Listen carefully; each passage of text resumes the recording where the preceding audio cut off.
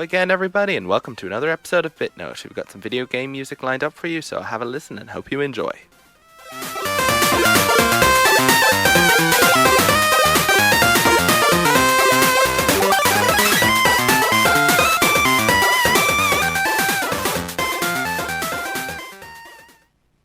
Hey everybody, and for the next track I've got music that definitely appears in a game but is not technically video game music, which is a rule that I occasionally break every so often.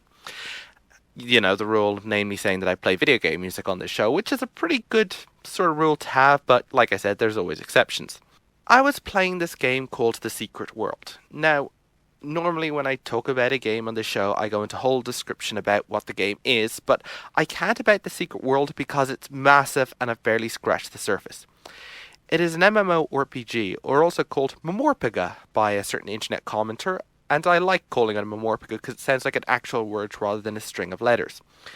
Memorpaga is a massive multiplayer online role-playing game, which basically means that when you're playing a game, people from all over the world are playing the same with you, and you can chat with other people who are playing the same game, and you can collaborate and work with each other to accomplish various different things, and yada yada yada. I was expecting such a game to be full of cooperation, and while there are elements that definitely benefit from cooperation, I was kind of surprised about the large amount of tasks you can do completely on your own without interacting with any other human beings. Yes, you go online, even online, sometimes it's tricky to interact with other humans, but that's kind of beside the point. The Secret World is kind of set in kind of like a modern world, although with a whole lot of conspiracies and modern myths and urban legends and stuff. So I was spending my time just walking down the streets of London. Yes, there is a segment of London in the game. It has got nice little turn keep left bollards and all these nice little decorations. There's a couple of different locations that I won't get into right now, but I was walking around and I found a record shop. Yes, I just had to love the sort of accuracy they were going for. They were literally including a record shop in London, which just really just showed how they were really capturing it. Cities are often reproduced in video games, and I've said you've got everything from Metropolis Street Racer, where they recreate it exactly as it is in real life, or Grand Theft Auto, where they kind of take, all the main landmarks and condense everything, creating a caricature. But in The Secret World, it's more they create something that evokes the strong feeling that really, it's not directly based off of anything, but it just feels like London, and I just liked how they did that.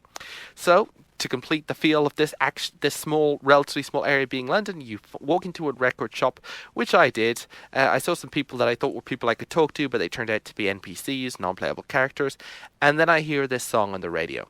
And I hear it, and I like it. And I thought, boy, this is actually pretty cool. I looked it up, and it turns out that this Funcom, who make The Secret World, had this competition for who could make for music to end up actually in the game itself, and a couple of people won. So there are some radios and stuff in the video game where suddenly they'll play a bit of music, and you'll walk by and it's like music from the radio, but it comes from bands who got into the game. There's actually another bit of the game when I was fleeing from zombies in some New England town in America, and I just dove into a diner which also had more zombies, so that didn't help that much. But then on the radio that was on the counter in the blood splattered abandoned diner, I could hear music playing, and that was nice too. But no, the music I heard in the record shop in London, which wasn't infested by zombies, very very much thankfully, was this song which I'm going to play for you right now. It is by Leetber. It is called Think of Tomorrow, and much like if you happen to be in a record shop that's playing this tune right now, boy, you can think of the irony. And if you happen to be in a diner, well, I suppose there's a slight risk of a zombie attack, but given the fact that this show largely broadcasts in Ireland and there aren't really many diners, I think you should be okay. Unless it's like Eddie Rockets, because they sort of do go for the 50s diner effect. But, I think we'll be okay there. I've been to Eddie Rockets. They've got these jukebox numbers, so we should be fine. This is Think of Tomorrow by Leetber. Hope you enjoy. You have seen so much, traveled so far.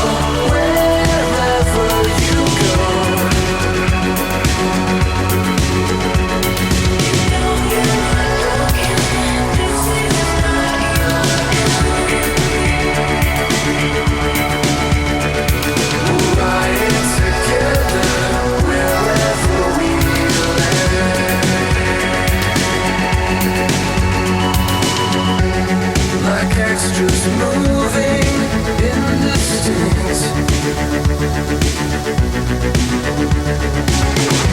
Always in the shot, but not the scene.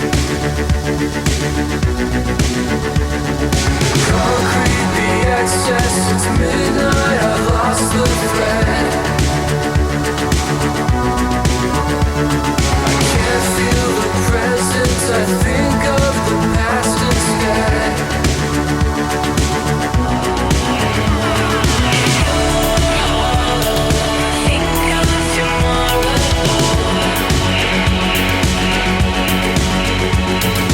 I'll follow wherever you go.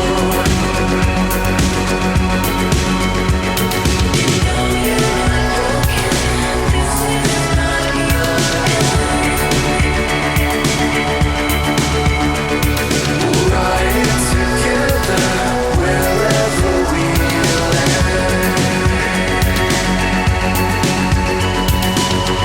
Any thought occurs to me. Yes, madam?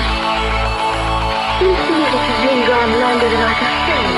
I cannot shake it off. You must think back, madam. Perhaps some half-forgotten moments in your past. My past is not forgotten. No? Then it is off.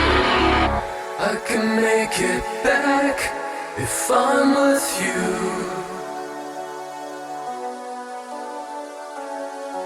Let's get away to someplace new.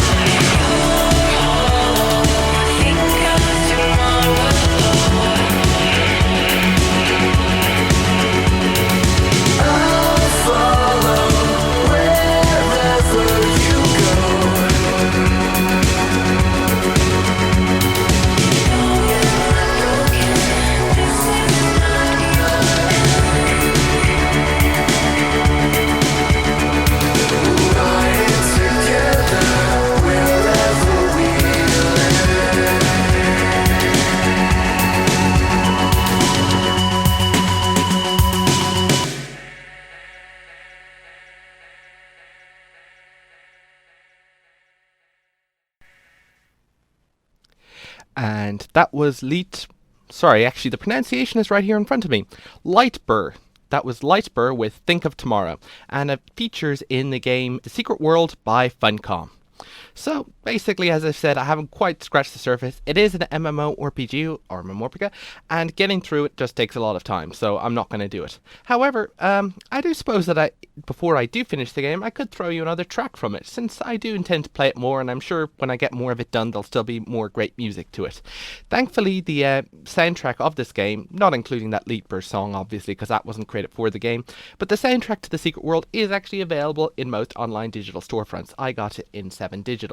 And when I was walking through the streets of London, yes, I didn't mean an old man in a torn-out basket kicking up the papers with his worn-out shoes, but I did see a lot of great, like I said, nice sights, and they've got one area that's kind of like a circus, and one of more that's like a slum, and so a nice bit of stuff going on, and a lot of really nice British accents from all the characters. But there was also some really nice music playing on as well, and I think that the music of The Secret World in general, not just the part they got from other bands, is actually really good stuff. So what I'm going to play for you now is called In Golden Light. It is the music that plays when you're walking around the streets of London, and it was composed by Simon Poole. And of course, it was also from The Secret World, which was made by Funcom. So have a listen, and hope you enjoy.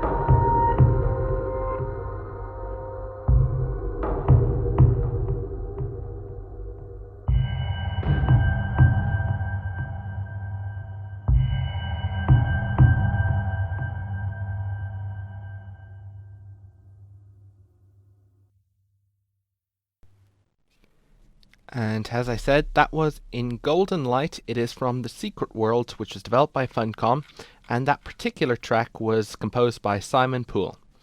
So, as you can see, it very much sets a very haunting and mysterious atmosphere as you traverse over London, seeing record shops, a fish and chip shop, which of course I was compelled to buy a set of fish and chips from, and yes, it did give me extra abilities when I consumed that during battle. But I think the real point is that when you're in London, you have to consume fish and chips.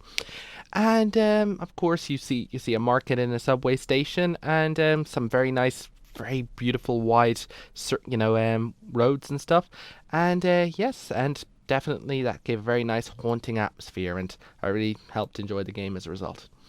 All right, I think I'm going to move on to another track, so away from The Secret World, because obviously if I speak too much of The Secret World, I will obviously be hunted down by a bunch of mysterious and shadowy conspiracy organizations that they dare not me to speak their name. I don't know how Funcom got away with making a whole game about their existence, but there you go. Probably one of those things where they were just trying to make sure that people thought it was so ridiculous that, they managed to make game companies make video games about the secret world so that people didn't think it was real and stuff. But enough of that for now. Instead, I'm going to move you to another piece of music that also isn't in video games. Or at least maybe it is. In fact, it was almost in my video game, which I developed a while back, if you recall Algebra Balance, a fun game that teaches you algebra, available on the iOS store, of course. But it was actually, if you look up royalty-free music on the internet, you will find a site called Incompetech. Now, as you may or may not know, anytime you've got a piece of music, they're rights attached, nearly always to the creator, although if they've signed any contract with any record companies, it might be to the companies. And once they've got rights attached to it, well then if you want to use their music in anything, you have to make sure that the legal thing is clear.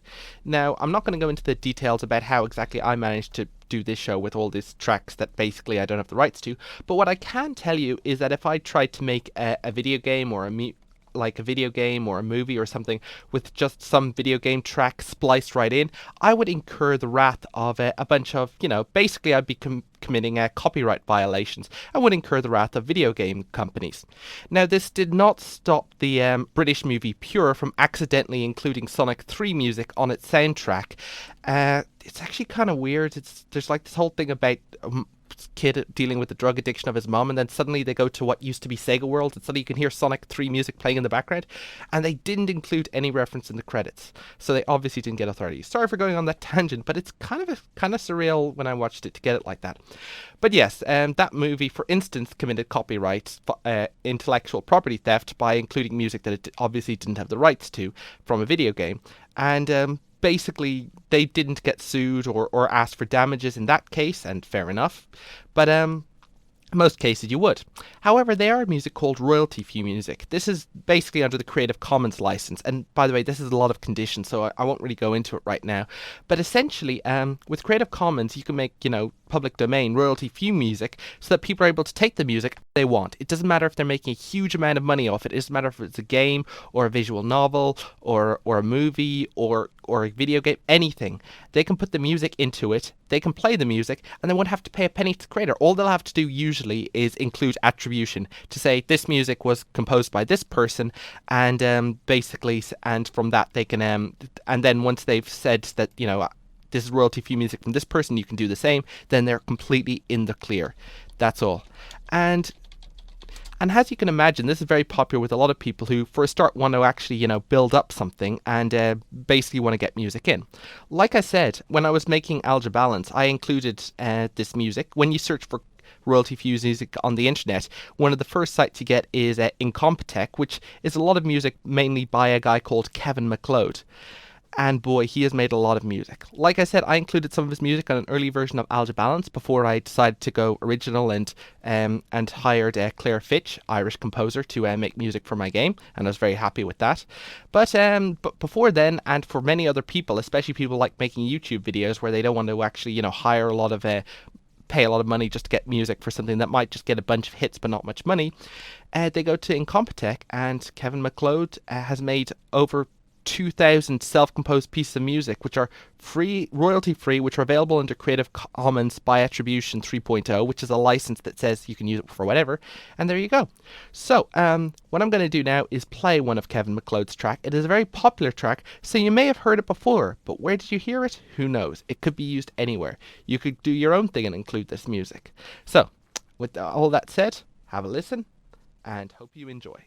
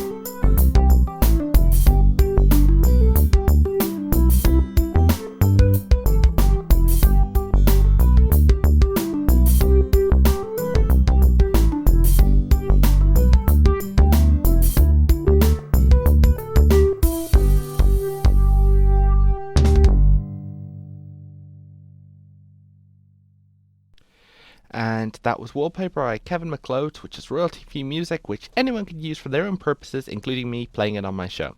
Alright, we're coming up to the end of our show now, and I think I'll leave you with a track from a game I kind of fleetingly did play and didn't quite play. What I'm about to play you is from a game called Blast Course. It was made by Rare for the Nintendo 64, and essentially it was basically, there was this convoy or truck that was carrying this nuclear warhead, and of all things, the truck could not crash under any way, shape or form. So basically what you had to do is you had to get into a vehicle and drive around destroying absolutely everything that was in that truck's way. Now, it sounds like you could have done a better way, like see if you could actually get the truck to steer or anything, but that was how the game was. You had to go out, you had to crash into, destroy, blast all these buildings that were in that truck's way, so when the nuclear warhead was able to drive on to its final destination. I played it at a friend's house, and when I asked him exactly, what happened at the end of the game after he kept destroying it and let the truck reach its destination, he said that what happened is that the truck went into this great big open field and then detonated anyway. So, I mean, I assume it's a controlled explosion. But yeah, the idea of spending the whole game trying to stop a thing from blowing up and finding out at the very end it's just so that it can blow up is kind of a little letdown. The music was composed by Graham Norgate, who's made a lot of other great music tracks, including for rare games such as Jet Force Gemini, Time Splitters. Well, actually, that wasn't so much rare, but X-Rare, but you get my gist. And also GoldenEye 007, GoldenEye 64, of course.